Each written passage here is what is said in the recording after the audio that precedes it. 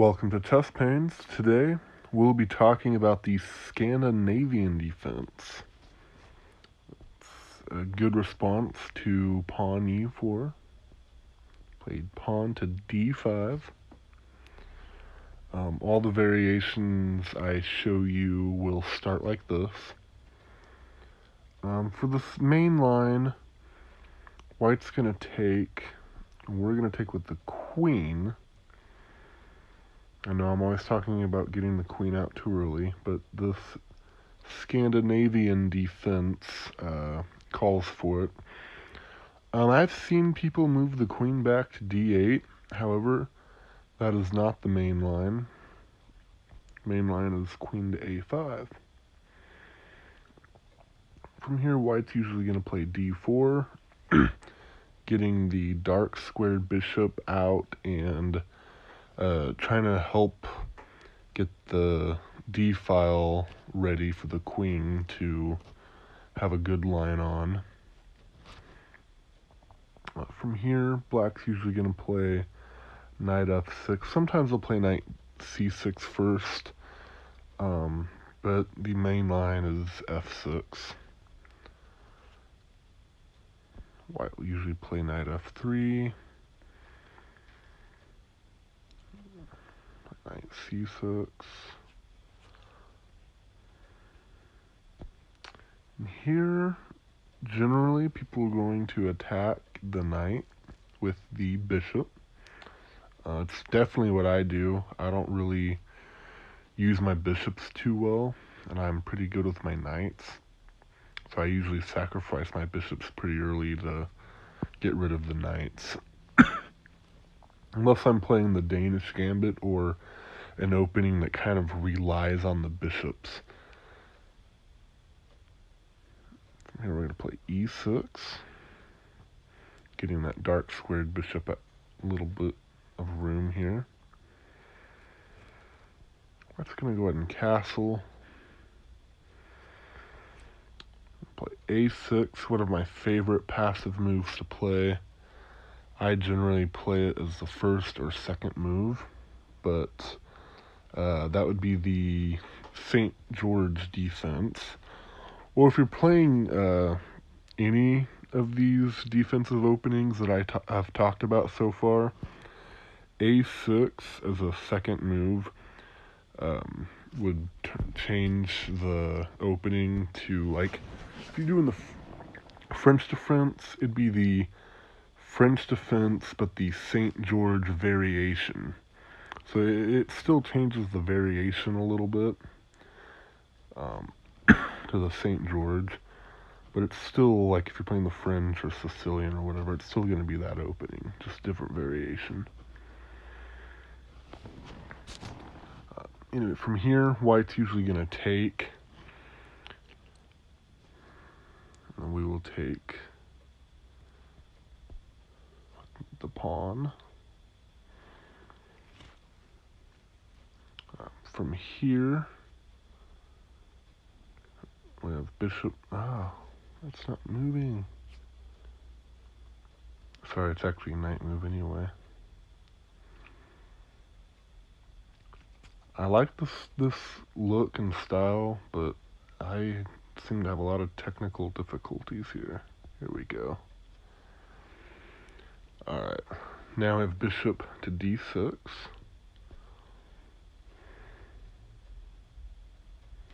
Rook to e1. In theory, attacking the king. Of course, the king's just going to castle because of the threat, but this is the main line.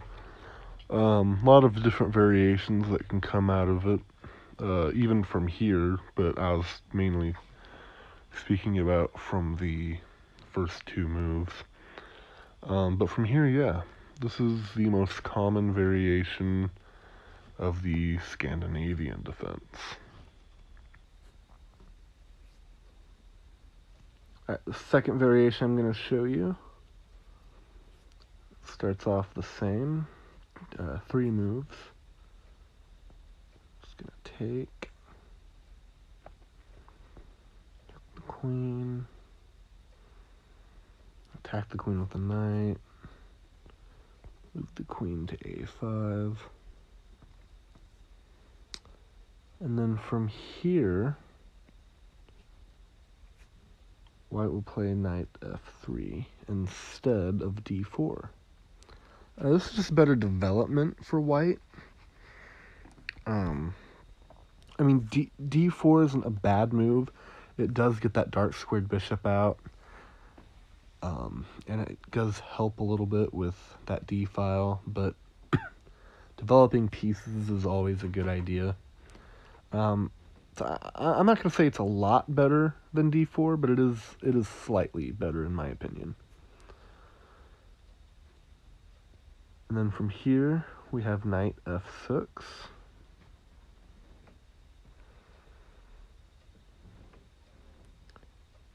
Now, white will play d4, now that they've already developed a piece.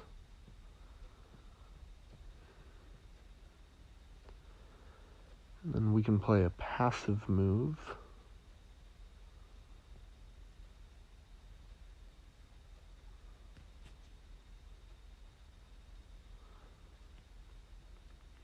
Maybe. Sorry, I have a lot of technical difficulties here. Here we go. Play c5. The hope is that you can trade pawns and get that queen a little bit better positioned. Generally, white's not going to take it though. They're usually just going to play a3. Passive move. Now from here, the most common move is e6.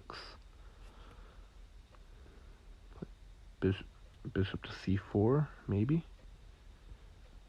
There we go.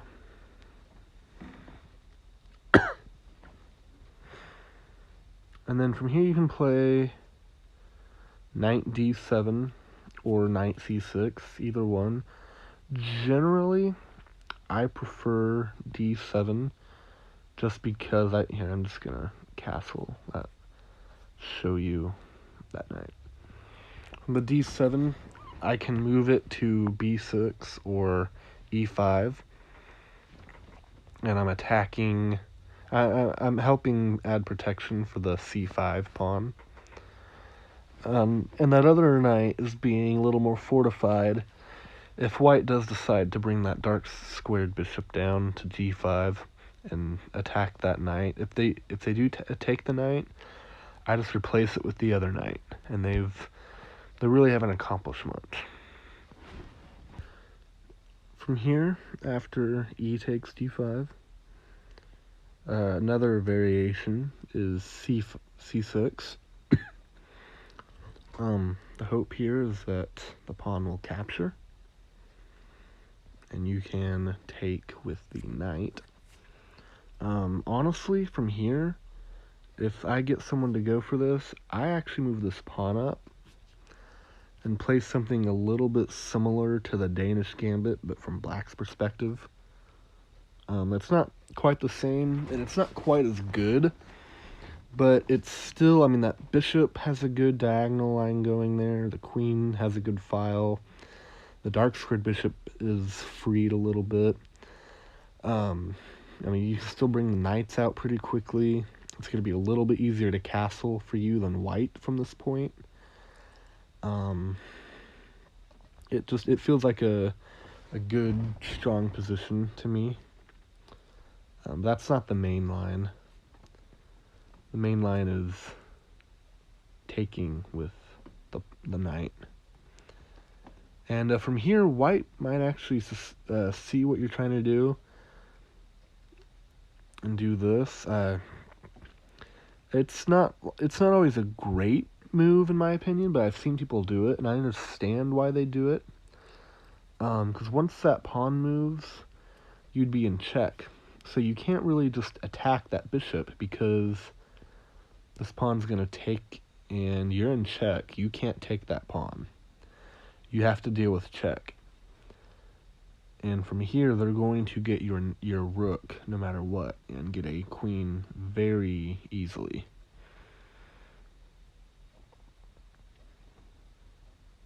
I have one more variation to show you. Alright, so this last variation starts off with the same pawn e4, pawn d5. I take the pawn. Now from here, we're going to play knight f6. This is a little bit less common than taking with the queen, but you'll probably see it sometimes if you're white, or if you're black, you'll play it.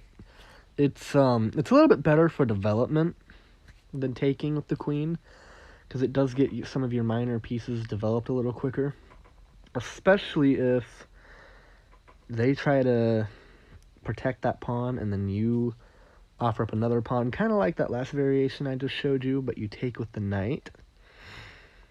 From here, black is developed better.